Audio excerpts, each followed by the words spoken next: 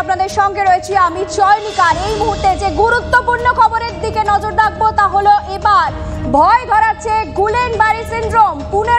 পুনেতে 17 দিনে এই বিরল স্নায়ুরোগে আক্রান্ত হয়েছেন 73 জন। আরো বিস্তারিত জানবো, আমাদের সঙ্গে রয়েছেন নিউজরুম থেকে সরাসরি আমাদের প্রতিনিধি তন্ময় প্রামাণিক। তন্ময়, এই মুহূর্তে ঠিক কি তথ্য সামনে আসছে? যে তথ্য সামনে আসছে সেখানে প্রায় 14 জনকে ভেন্টিলেশনে সাপোর্ট দিতে হয়েছে, 73 জন মতো আক্রান্ত হয়েছে।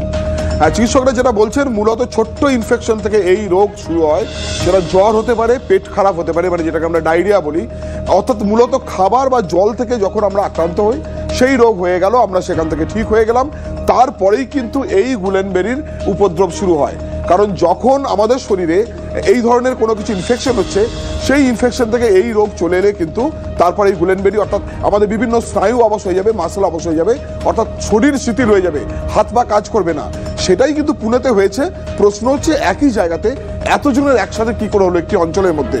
আর চিকিৎসকরা বলছেন জলঘটিত কারণ বা কোনো ফ্লু থেকে এটা ঘটে থাকতে পারে এবং সেখানে একসাথে অনেককে আক্রান্ত করে থাকতে পারে।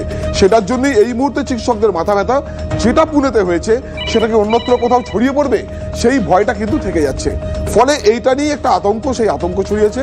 যেখানে আইসিইউর মধ্যে তারা ভেন্টিলেশনে রয়েছেন, ভেন্টিলেশন সাপোর্ট দিতে হয়েছে।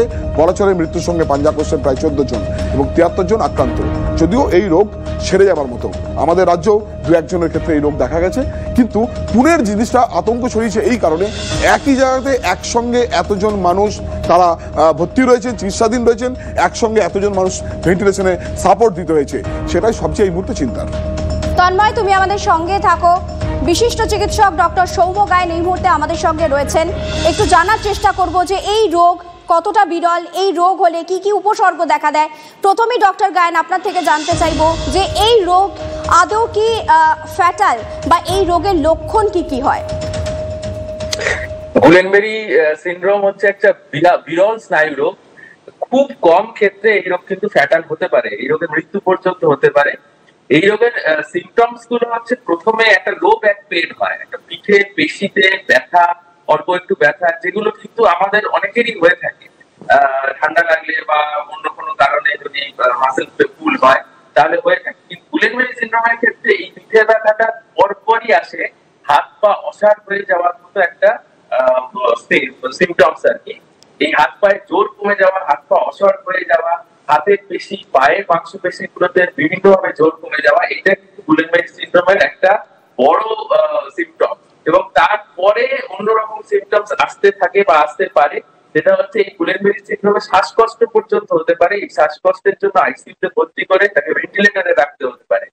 অর্থাৎ মাংসপেশি দুর্বল হয়ে যাওয়া এবং সমস্ত ভাবে স্নায়ুতন্ত্র অবশ হওয়ার ফলে যে মাংসপেশিগুলো, দেহের সমস্ত মাংসপেশিগুলো দুর্বল হয়ে যাওয়ার ফলে স্কেলিটাল মাসেল ফাংশন, অর্থাৎ হাতের পেশি, পায়ের পেশি, বিভিন্ন শ্বাসতন্ত্রের পেশি, এই পেশিগুলো শিথিল হয়ে অকেজ হয়ে যেতে পারে। এর ফলে মৃত্যু পর্যন্ত কিন্তু হতে পারে। ডক্টর গায়েন, একটু ইন্টারাপ্ট করে একটা বিষয় জানতে চাইবো। স্নায়ু রোগ নর্মালি খুব একটা ছোঁয়াচে হয় না, হওয়ার কথা নয়। সেই জায়গায় দাঁড়িয়ে 17 দিনে এই যে স্নায়ু রোগে একসঙ্গে 73 জন আক্রান্ত হলেন, এটার কারণ আপনার কি মনে হচ্ছে? দেখুন, এটা তো অবশ্যই গবেষণা সাপেক্ষ, কারণ গুলেনবেরি সিনড্রোম এই যে বিরল স্নায়ু রোগ, এই স্নায়ু রোগটা কিন্তু এখনো পর্যন্ত বিভিন্ন লিটারেচার, বিভিন্ন জার্নাল এভিডেন্স অনুযায়ী এটা কিন্তু একদমই ছোঁয়াচে নয়। এটা একটা অটোইমিউন ডিজিজ, অর্থাৎ দেহের অনাক্রম্যতা যদি একটু উল্টোপাল্টা অ্যাকশন করে তাহলে এটা হতে পারে। তবে এটা কিন্তু একেবারে ছোঁয়াচে নয়। কিন্তু একসঙ্গে এতজন একটা এলাকার মধ্যে, একটা পার্টিকুলার স্পেসিফিক জিওগ্রাফিক্যাল এরিয়ার মধ্যে এতজন আক্রান্ত হয়ে যাওয়ার ঘটনা খুব বিরল। যেটা ক্লিনিক্যাল এভিডেন্সেস বা ক্লিনিক্যাল নলেজ বা ক্লিনিশিয়ানদের যে এক্সপিরিয়েন্সেস, সেটা থেকে গবেষণা করতে হবে যে কোন ধরনের বিরল ভাইরাস, মিউট্যান্ট প্রকৃতির ভাইরাস, সেই মিউট্যান্ট প্রকৃতির ভাইরাস এটার পেছনে দায়ী কিনা। কারণ এক সময় যেটা কথা হয়েছিল যে মিউট্যান্ট প্রকৃতির ভাইরাস কিন্তু আমাদের দেহের ইমিউনোলজিক্যাল সিস্টেমে চেঞ্জ ঘটাতে পারে। ফলত এই রোগটা কেন ছড়িয়ে পড়লো এটা নিয়ে কিন্তু বিস্তর গবেষণার প্রয়োজন রয়েছে এবং তার সঙ্গে আমাদের ক্যারিওটাইপিং বা জেনোটাইপিং এরও প্রয়োজন রয়েছে। অনেক ধন্যবাদ ডক্টর গায়েন। ডক্টর গায়েন একটা খুব ইম্পর্টেন্ট কথা বললেন, সেটা হচ্ছে 17 দিনে এই যে 73 জন আক্রান্ত হলেন, এর পেছনে নিশ্চয়ই কোনো একটা কারণ রয়েছে এবং সেটা আরো বিশদে আলোচনার প্রয়োজন রয়েছে যে কেন কিভাবে এতজন একসঙ্গে আক্রান্ত হলেন। এদিকে এই গোটা বিষয় নিয়ে চিকিৎসক মহলের কি প্রতিক্রিয়া আপনাদের একটু শোনাই।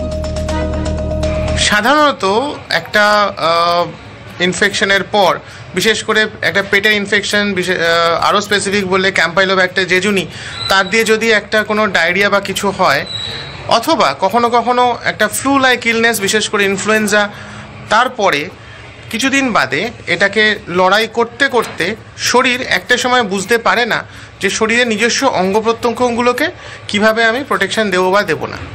সেটা করতে গিয়ে যখন নার্ভগুলোকে অ্যাফেক্ট করতে শুরু করে, তখনই নার্ভের কিছু কিছু সমস্যা দেখা দেয়, সেটাই গুলেনবেরি সিনড্রোম। এই জিবি সিনড্রোম, এটা সতর্ক থাকাটা খুব জরুরি। প্রথমত দেখা যায় যে সকালবেলা হয়তো ঘুম থেকে উঠে দেখা গেল যে পায়ে ঠিক জোর পাচ্ছে না, পা থেকে হয়তো চটিটা খুলে পড়ে যাচ্ছে। তারপরে যখন সে হাঁটতে যাচ্ছে পায়ে জোর পাচ্ছে না, আস্তে আস্তে এই যে কমজোরি ব্যাপারটা নিচের থেকে ওপরের দিকে উঠতে থাকে।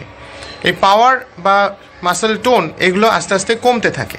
এই নিচের থেকে ওপরের দিকে উঠতে উঠতে আস্তে আস্তে যদি শ্বাসযন্ত্রের মাসলগুলো যদি অ্যাফেক্টেড হয়, তখন কিন্তু খুব সমস্যার ব্যাপার। তখন কিন্তু রেসপিরেটরি প্যারালিসিস হওয়ার, এমনকি মৃত্যু পর্যন্ত হওয়ার সম্ভাবনা থাকে। তাই এই ব্যাপারে সতর্ক থাকাটা খুব জরুরি। উইকনেস অর্থাৎ দুর্বলতা যে কোনো মাসলের, এবং আস্তে আস্তে সেই দুর্বলতা বাড়তে বাড়তে কখনো কখনো শ্বাসকষ্ট দেখা দিতে পারে। এর কারণ কি? এর কারণ বেশ কিছু ব্যাকটেরিয়াল বা ভাইরাল ইনফেকশনের জন্য এটি হতে পারে। বিশেষ করে পেটের ইনফেকশন এবং লাংসের ইনফেকশনের জন্যই হয়। কিভাবে হয়? দেহের মধ্যে যে আমাদের ডিফেন্স মেকানিজম আছে, সেই ডিফেন্স মেকানিজম অনেক সময় ভুলভাবে নিজের দেহের বিরুদ্ধেই আক্রমণ করে, নিজের স্নায়ুর বিরুদ্ধেই আক্রমণ করে। সেই আক্রমণের জন্যই স্নায়ুর দুর্বলতা দেখা দেয়। এই রোগটি আস্তে আস্তে পা থেকে শুরু করে একদম বুক পর্যন্ত চলে আসতে পারে এবং শ্বাসকষ্ট দেখা দিতে পারে। এটি অবশ্যই একটি সিরিয়াস রোগ এবং এই রোগের চিকিৎসা আছে। এই রোগের চিকিৎসা হচ্ছে ইমিউনোগ্লোবিউলিন নামে এক ধরনের ইনজেকশন, খুব দামি ইনজেকশন, এবং বিশেষ ধরনের ডায়ালিসিস, তাকে বলা